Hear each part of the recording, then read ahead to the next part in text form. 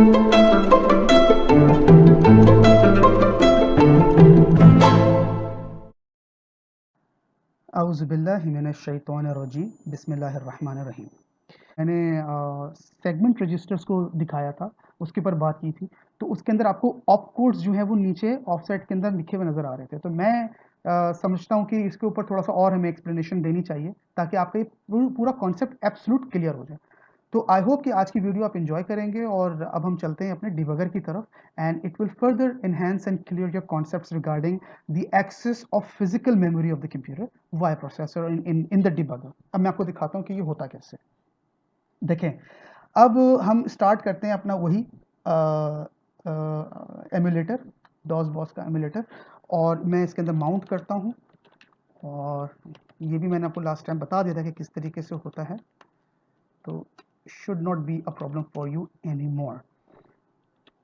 अब मैं डिफरेंट तरीके से, पहले तो मैंने इस तरह लिखी थी ना कमांड, ये इस तरह करके। अब मैं इसको इस तरह नहीं लिखूंगा, मैं इसको इस तरीके से लेके चलते हैं ताकि आपको समझ में आए कि हम इस तरीके से भी प्रोग्राम को ओपन करा सकते हैं। ये अब आपके पास वही प्रोग्राम आ गया। कौन सा वाला प्रोग्राम? जो मैंने आपको ये वाला करके दिखाया था, जिसके अंदर हमने डिफरेंट नंबर्स को ऐड किया था और रजिस्टर्स के अंदर शो कराया था। अच्छा, ये आपके पास जो है डिबगर आ गया, और डिबगर के अंदर आपको ये कोड विंडो के अंदर वही चीज़ नज़र आ रही है। अब इसके अंदर मैं आपको एक चीज़ दिखाना चाहता हूँ कि ये देखिए कि मेमोरी वन वाले एरिया में आपके पास डेटा सेगमेंट है और इसका जो ऑफसेट है वो 00 है। अच्छा, पहले इस चीज़ को डिफाइन करने से पहले मैं आपको ये बता दूं कि IPX 88 के आर्किटेक्चर के अंदर मैंने आपको बताया था कि 20 बिट की एड्रेसिंग होती है, लेकिन हमारे जो रजिस्टर्स होते हैं वो तो 16 बिट के हैं। तो हम 20 बिट की एड्रेसिंग कैसे करेंगे?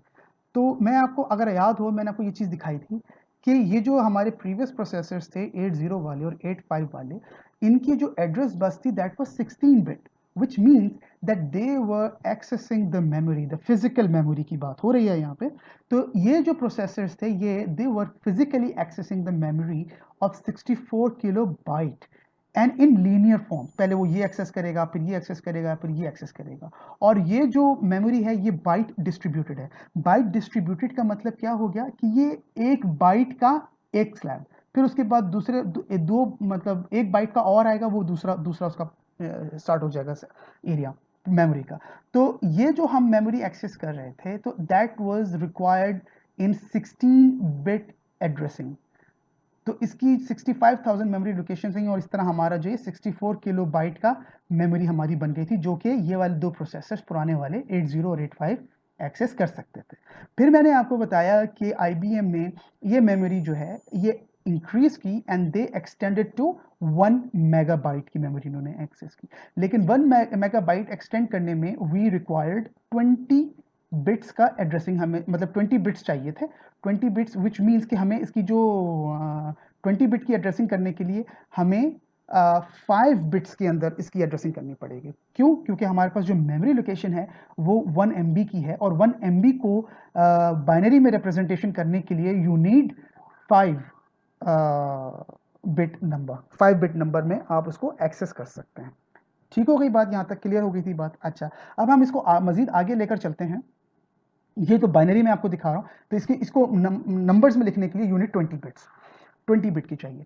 अच्छा, अब फिर मैंने आपको बताया था कि इसको एक्सेस करने के लिए वी रिक्वायर्ड सेगमेंटेड मॉडल, और सेगमेंटेड मॉडल में मैंने आपको बताया कि मेमोरी के अंदर 4 विंडोज खुलती हैं 64 किलोबाइट ईच, यानी कि हर सेगमेंट जो 4 सेगमेंट या 4 विंडोज खुल रही हैं मेमोरी के अंदर, दे वर 64 किलोबाइट ईच, which means कि 64 plus 64 plus 64 plus 64, 256 kilobyte of memory became available in one instance, or simultaneously you could access 256 kilobyte of memory।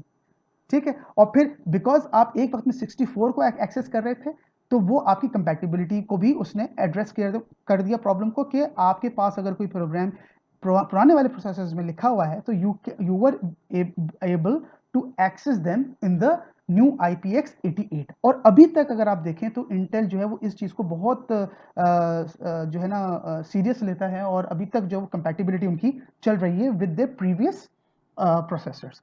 अब इसको करने के लिए यानी कि 20 बिट एड्रेसिंग करने के लिए फिजिकल मेमोरी के अंदर जो सेगमेंटेड मॉडल मैंने आपको बताया था, इसके अंदर एक चीज आप ये ध्यान में रखिएगा कि अब जैसे फॉर एग्जांपल जो सेगमेंट्स हमारे चल रहे हैं वो सेगमेंट्स हमारे चल रहे थे ये वाले code segment, data segment, extra segment और स्टैक सेगमेंट्स, करेक्ट। लेकिन अब ये 16 बिट के हैं, राइट, ये 16 बिट के हैं। अब 16 बिट को आप 20 बिट में कैसे कन्वर्ट करते थे वो भी मैंने आपको बताया था कि you were adding N offset. आप क्या करते थे कि इस 16 बिट के अंदर, क्योंकि देखिए ये हेक्साडेसिमल में लिखा हुआ है, तो ये क्या हो गया 4, 1 क्या हो गया, ये 4 बिट हो गया, फिर ये 9 क्या हो गया, ये 4 बिट हो गया।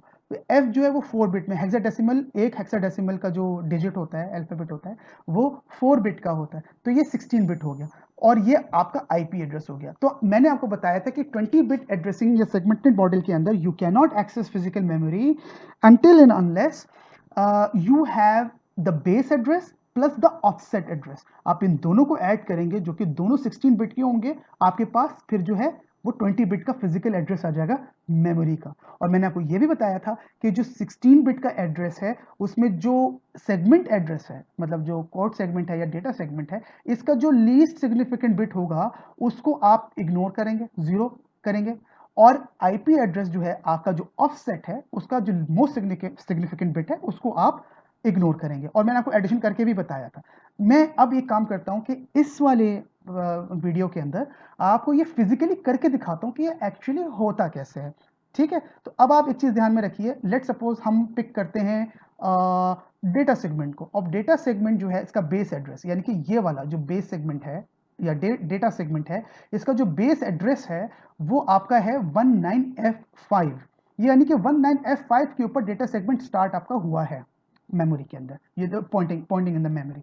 और इसका जो ऑफसेट है वो है 0100, ठीक है। तो इसके ऊपर आपको जो आपका प्रोग्राम है वो आपको आपका प्रोग्राम नजर आना चाहिए, यानी कि डेटा सेगमेंट 19F5 के ऊपर 100 आपका जो है 0100, not I should not call it 100 but it's 0100, आपका प्रोग्राम आपको नजर आना चाहिए।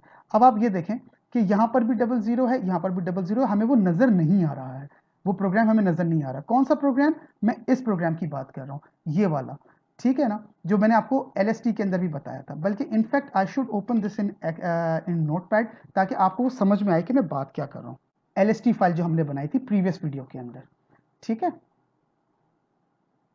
ये वाली फाइल, ये मैं नोटपैड के अंदर खोलता हूँ, ये मैंने खोल दी नोटपैड के अंदर। अब ये नोटपैड के अंदर आप ये देखिए, ये ऑप कोड बता रहा है। किसका ऑप कोड बता रहा है? ये मूव का ऑप कोड बता रहा है आपका। मूव का ऑप कोड क्या है आपका? B80500, यानी कि अगर आप AX के अंदर मूव करेंगे तो उसका ऑप कोड है B8, और अगर आप BX के अंदर मूव करेंगे तो उसका ऑप कोड है BB। इसी तरीके से अब देखिए यहाँ पर BB आ रहा है, तो इसका मतलब क्या हो गया कि यहाँ पर भी वो हम मूव करा रहे हैं BX के अंदर। तो आप ये देख लें कि BX और BX दोनों के अंदर मूव हो रहा है एंड दैट इज BB। ठीक हो गई बात? अच्छा, अब हम चलते हैं अपना डिबगर की तरफ। अब ये देखें, यहाँ पर मैं क्या करता हूँ, मैं आपको मैग्नीफायर ग्लास के थ्रू ये दिखाता हूँ। यहाँ पर मैं एक कमांड लिखूंगा, यहाँ पे मैं लिखता हूँ M2 के अंदर मैं कराता हूँ, यानी कि M2 ये नीचे वाली मेमोरी यहाँ पर आपको नजर आएगा, इसके ऊपर नजर रखिएगा आप, ठीक है। अब यहाँ पर मैं लिखता हूँ कि M2 के अंदर DS सेगमेंट, डेटा सेगमेंट के अंदर ऑफसेट 0100 के ऊपर क्या है मेरे पास, ये देखें, ये आ गया आपके पास वही ऑपकोड B80500BB। अब ये देखें, अब आप यहाँ पर इसको देखें और आप इसको देखें, ये आपको वही चीज़ नज़र आई। यहाँ पे मैं इसको यहाँ मैग्नीफाइंग ग्लास रखता हूँ, तो आप देखें, अब आप इसको अगर कंपेयर करेंगे अपना नोटपैड के साथ तो आपको वही ऑपकोड्स नज़र आएंगे जो मैंने आपको कोड यहाँ पे इसमें दिखा दिए मेमोरी विंडो के अंदर, BB0500। फिर ऑफसेट 3 के ऊपर आप देखें, आपको BB नजर आएगा। और अगर आप यहाँ देखें नोटपैड के अंदर ऑफसेट 3 के ऊपर, ये देखें ऑफसेट 3 के ऊपर आपको BB ही नजर आ रहा है और 0A नजर आ रहा है। तो BB आपका ऑफसेट 3 के ऊपर 0A हो गया। फिर इस तरीके से आप मजीद आगे चलेंगे और आप देखिएगा कि आपको जो है वो 8th ऑफसेट के अंदर BB नजर आ रहा है, और यहाँ पे देखें 8th ऑफसेट के अंदर आपको BB ही नजर आ रहा है, ठीक हो गई बात। ये आपका इस तरीके से ऑफसेट आप देख रहे हैं, यानी कि हम इस चीज को क्लियर रखिएगा अपने दिमाग में कॉन्सेप्ट कि IPX 88 के आर्किटेक्चर के अंदर फिजिकल मेमोरी एक्सेस करने के लिए आपको दो चीजों की जरूरत पड़ती है, और वो दोनों चीजें जब तक नहीं होंगी आपका एड्रेसिंग बेकार है। वो एड्रेसिंग क्या है? आपको चाहिए सेगमेंट का, कोड सेगमेंट का या डेटा सेगमेंट का या एक्स्ट्रा सेगमेंट का या स्टैक सेगमेंट का बेस एड्रेस प्लस उसका ऑफसेट, तभी वो 20 बिट एड्रेस बनेगा और वो आपको दिखाएगा, वरना वो बेकार है। अगर एक चीज आप रखेंगे, या ऑफसेट रखें तो बेकार है, या सेगमेंट एड्रेस रखेंगे तो वो बेकार है। ठीक है, आपको ये दोनों चीजें चाहिए। अच्छा, अब मैंने आपको एक चीज और ये बताई थी कि ये एनालॉजी हमने ये यूज की थी कि ये जो है आपका विंडोज है, आप यहाँ से मेमोरी को देख सकते हैं, फिजिकल मेमोरी को आप देख सकते हैं। अब आप फिजिकल मेमोरी को यहाँ से भी देख सकते हैं, यहाँ से भी देख सकते हैं, एक्स्ट्रा सेगमेंट से, डेटा सेगमेंट से, स्टैक सेगमेंट से, हर जगह से आप इसको देख सकते हैं। ठीक है, अब अगर मैं आपसे ये कहूँ कि यहाँ डेटा सेगमेंट में ये चीज नजर आ रही है, तो क्या आपके एक्स्ट्रा सेगमेंट से या कोड सेगमेंट से भी मैं यही कोड देख सकता हूँ क्या यहाँ पे? जी हाँ, आप देख सकते हैं। तो वो मैं कैसे, अब मैं आपको वो करके दिखाता हूं कि ये देखें। अब ये मैंने यहाँ पे लिखा मेमोरी 1 के अंदर। ठीक है, मेमोरी 1 के अंदर अगर आप देखें ES, और यहां पर मैं लिख देता हूं 0100। ठीक है, क्यों 00? बिकॉज यहां पर भी वही चीज आ गई, ये देखें मेमोरी 1 के अंदर वही ऑप कोड आपका आ गया। क्यों? क्योंकि आपका जो एक्स्ट्रा सेगमेंट का बेस एड्रेस था वो सेम था, वही था, और यहाँ पे ऑफसेट मैंने कर दिया। ठीक हो गई बात। अच्छा, अब इसी चीज को मैं मुख्तलिफ तरीके से आपको करके दिखाता हूं। अब आप एक चीज नोट कीजिए कि अगर मैं इन दोनों को ऐड कर दूं, इन दोनों एड्रेसेस को मैं ऐड कर दूं, कौन सा, कोई सा भी ले लेते हैं, चलिए डेटा सेगमेंट को हम ले लेते हैं। डेटा सेगमेंट में हमारा एड्रेस क्या है? 19F5। ठीक है, अच्छा, अब मैं डेटा सेगमेंट के अंदर मैं लिखता हूं 19F और 5। ठीक हो गया। अब इसको मैं इस तरह कर देता हूं ताकि आपको पता रहे कि मैं क्या बात कर रहा हूं। ये 19F5 है। ठीक है, अब ये हो गया आपका 16 बिट का, 4 4 8 प्लस 4 12 प्लस 4 16। तो मैंने आपको बताया था कि यहां पर मैं एडिशनल 0 ऐड कर दूंगा इसको 5 बिट का बनाने के लिए। इसको मैंने 5 बिट का कर दिया, तो ये आपका 5 बिट का हो गया। अच्छा, इसी तरीके से ऑफसेट हमारा क्या था? 010100। ठीक है ना, ये देखिए यहां पर हमारा ऑफसेट क्या आ रहा है? ऑफसेट आ रहा है 0100। ठीक है, तो यहाँ पे मैंने 0100 लिख दिया। अच्छा, लेकिन अब ये भी 16 बिट का, तो इसको मुझे 20 बिट करने के लिए 5 बिट का एड्रेसिंग करनी पड़ेगी, तो मैं यहाँ पे एडिशनल एक 0 कर दूंगा। ठीक हो गई बात। अच्छा, अब यहाँ तक आपको क्लियर हो गया होगा कि ये अब हम ऐड कर देंगे। अब जब हम इसको ऐड करेंगे तो हमारे पास एड्रेस आ जाएगा, अलग एड्रेस आ जाएगा। इसका मतलब है कि वो एक ऐसा एड्रेस आएगा जिसके अंदर आपका ये ऑफसेट ऐड हुआ होगा। करेक्ट? ठीक है ना। अब मैं इसको ऐड कर रहा हूं, तो 0 अगर 0 करेंगे प्लस, तो ये 0 आएगा। 5 प्लस 0 क्या हो जाएगा? 0 हो जाएगा। याद रहे कि ये हमारे पास हेक्साडेसिमल्स में आएंगे नंबर। f, अब f जो होता है, f हेक्साडेसिमल में क्या होता है? f जो होता है हेक्साडेसिमल में वो होता है 15। ठीक है, तो 15 प्लस 1 क्या हो जाएगा? 16, और 16 को हम हेक्साडेसिमल में क्या लिखते हैं? 10 लिखते हैं। तो 10 यानी कि यहां पर 10 का आ जाएगा 0, और यहां पर कैरी आ जाएगी 1। ठीक हो गया, यहां पे कैरी 1 आ गई आपकी। अच्छा, अब फिर 9 प्लस 1 क्या हो जाएगा? 10। अब 10 जो है, 10 को मैं क्या लिखता हूं? 10 को मैं लिखता हूं a हेक्साडेसिमल के अंदर, तो यहां पर आ जाएगा आपका जनाब a, और यहां पर क्या आ जाएगा? सॉरी, यहां पर 5 आएगा, माय मिस्टेक, ये 5 प्लस 0 यहां पे 5 आएगा। f यानी कि 15 प्लस 1 जो है वो 10 हो गया, 1 कैरी हो गया। 9 प्लस 1 10 यानी कि a हो गया, क्योंकि देखिए ये f जो है वो 15 है। 15 प्लस 1 क्या? 16। 16 को हम हेक्साडेसिमल में कैसे रिप्रेजेंट करते हैं? 10 रिप्रेजेंट करते हैं। ये 1 आ गया 10, और ये 1 कैरी हो गया, ये 0 आ गया। और फिर 9 प्लस 1 क्या हो गया? 10। 10 को हम हेक्साडेसिमल में a से रिप्रेजेंट करते हैं, और प्लस ये 1 एज इट इज आपके पास आ जाएगा। अब ये आपके पास जो एड्रेस बना, ये बना आपका 5 बिट एड्रेस बन गया। ठीक हो गया, और उसका ऑफसेट क्या है? ऑफसेट इसका है 0। ठीक है, तो इसका क्या मतलब होना चाहिए? अगर मैं आपसे ये कहूं कि किसी ऐसे सेगमेंट के अंदर, किसी भी सेगमेंट के अंदर अगर मैं ये एड्रेस लिखूं, 0 ऑफसेट के साथ, तो मुझे वही कोड नज़र आना चाहिए क्योंकि वो फिर उसी मेमोरी में जगह को पॉइंट करेगा जहाँ पे वो कोड लिखा हुआ है, करेक्ट? हम ये करके देखते हैं, ठीक है? ये हम करके देखते हैं। अब मैं मैग्नीफाइंग ग्लास ओपन करके आपको दिखाता हूँ कि ये एक्चुअली होगा कैसे। ये याद रखिएगा, क्या है? 1050। अच्छा, अब मैं एक काम करता हूँ, मेमोरी 2 के अंदर मैं ये चीज़ लिखूँगा, आप इसके ऊपर नज़र रखिएगा, ठीक है? यहाँ पे हम लिखते हैं, अब मैं यहाँ पे लिखता हूँ जी M2, ठीक है? और हम लिखते हैं, चलिए अब स्टैक सेगमेंट से करके देखते हैं, स्टैक सेगमेंट। लेकिन पहले 1 मिनट, इसको हम पहले स्टैक सेगमेंट को भी तो चेंज करेंगे क्योंकि स्टैक सेगमेंट का जो बेस एड्रेस है वो 19F5 है और हमने उसका बेस एड्रेस क्या करना है? वो करना है 1A050। तो स्टैक सेगमेंट को हम करने के लिए हम इसका चेंज कर देते हैं। हाँ, अब ये देखें, मैं आ गया इधर और स्टैक सेगमेंट के अंदर मैंने किया 1, इसको मैंने किया A, इसको मैंने किया 0 और इसको मैंने किया 5, ठीक है? इसको मैंने कर दिया एंटर। अब देखें स्टैक सेगमेंट, और यहाँ पर मैं लिखता हूँ स्टैक सेगमेंट की एड्रेसिंग। अब के मेमोरी 2 के अंदर मुझे दिखाओ स्टैक सेगमेंट 0 0 0 0। क्यों 0 0? क्यों? बिकॉज हमारा ऑफसेट क्या है? 0 है। ओके, तो अब देखें स्टैक सेगमेंट 0 0 मैंने किया, नीचे नजर रखिएगा यहां पर क्या होता है, देखिएगा,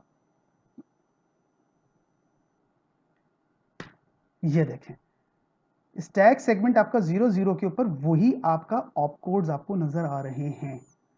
समझ आ रही है बात? आई होप कि ये आपको क्लियर हो गया होगा। अब यही चीज मैं अगर यहाँ पर स्टैक सेगमेंट लिखूं, लेट सपोज यहाँ पर मेमोरी 1 को चेंज करते हैं, अगर मैं मेमोरी 1 को चेंज कर देता हूँ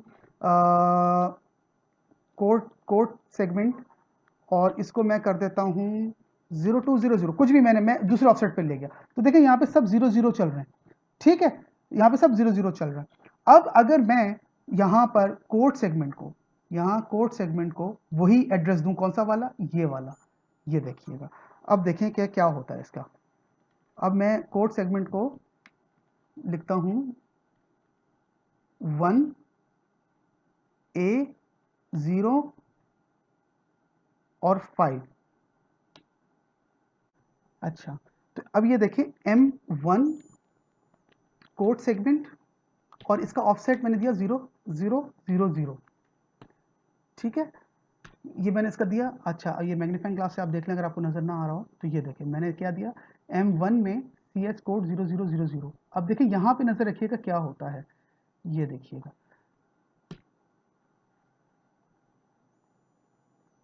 मैं एंटर दबाता हूँ और ये देखें आपके पास वही ऑप कोड आ गया B80500BB का, ठीक है?